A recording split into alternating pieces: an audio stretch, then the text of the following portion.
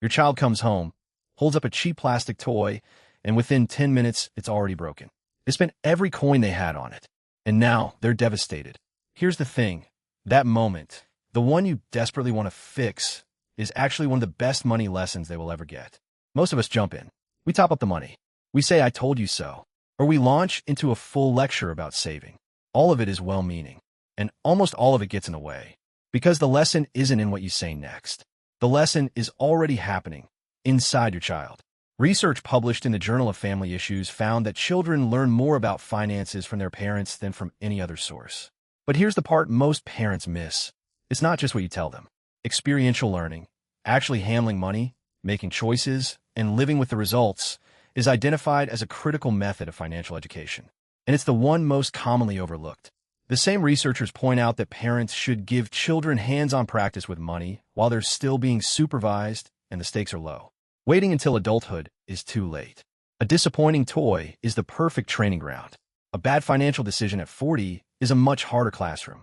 The OECD, the Organization for Economic Cooperation and Development, goes even further, arguing that financial education should begin in early childhood because children are immersed in a social and economic world from the very start. And OECD data on student financial literacy show something striking. Students who discuss their spending decisions with their parents score higher on financial literacy assessments. The conversation matters a lot. So how do you actually do this? Step 1. Give your child a small, regular amount of money that is entirely theirs to control. The exact amount is less important than the consistency. Research backs that up directly. It's the routine and the practice that build the skill, not the size of the sum.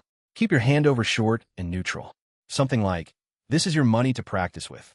It's not a reward, and I'm not going to tell you how to spend it." Then step back. Genuinely step back. That last part is the hardest. When they spend it on something disappointing, and they will resist every instinct to rescue them. Don't top it up. Don't criticize the choice. Don't lecture. Let the feeling of regret arrive on its own. That feeling is not a problem solved. That feeling is the lesson working. Once the initial sting has settled, maybe an hour later, maybe the next morning, sit down with your child calmly and ask 3 questions. Just 3. First, what did you expect would happen when you bought it? Second, what actually happened? Third, what would you do differently with your money next time? Then listen. Genuinely listen. More than you speak. This debrief works because it guides your child to reach their own conclusion. You're not telling them they were wrong. You're helping them see it themselves. That's a completely different experience and a much more lasting one. Keep it short. Keep it judgment-free. 1 calm conversation beats 10 lectures. Now, age matters here. For children age 4 to 6, use physical coins and notes wherever you can.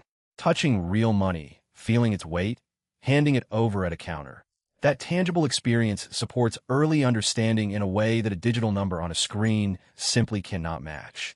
For children age 7 and up, try introducing a simple pause before any purchase. Ask, "Do you want to think about it for one day first?" That one question builds self-control, which researchers link directly to executive functioning skills, the same mental tools we use to notice mistakes, make decisions, and revise our plans. These skills develop rapidly in the early years and keep developing all the way through adolescence.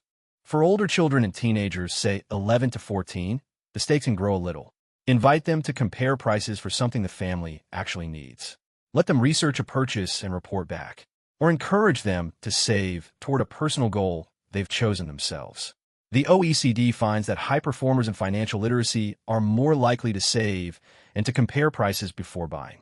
Those habits start with small, deliberate practice at home. One more thing, and this one is about you. Children absorb financial habits through watching the adults around them, not just through direct teaching. So narrate your own money decisions out loud. At the supermarket, "I'm choosing this one because it's better value, even though I like the other brand." At home, "We're waiting to buy that until we've saved enough." Little moments, big impact. The goal is to make money conversations a normal, recurring part of your family life, not a one-off lesson triggered only when something goes wrong. Every small exchange is a chance to build a habit. And according to the research, financial literacy among young people worldwide is still worryingly low. On average, around 1 in 5 students doesn't reach basic proficiency. That gap closes at home, one conversation at a time. Here's what you can do tonight. Find a small amount of money, a few coins, Whatever feels right for your child's age. Hand it over with those simple words. This is yours to practice with. Then let them decide. Don't guide. Don't comment. Just watch what happens next, and know that whatever choice they make, you now have a plan for the conversation that follows. If this helped you think differently about money and kids, please subscribe. There's more where this came from.